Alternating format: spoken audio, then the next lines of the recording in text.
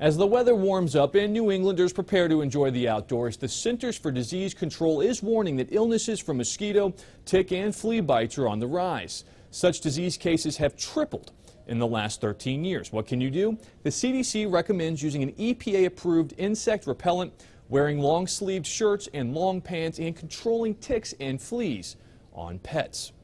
The CDC said there are likely several reasons behind the uptick, including newly discovered germs being spread by mosquitoes and people traveling overseas more and returning with infections like the Zika virus. Yurus for WBZ News.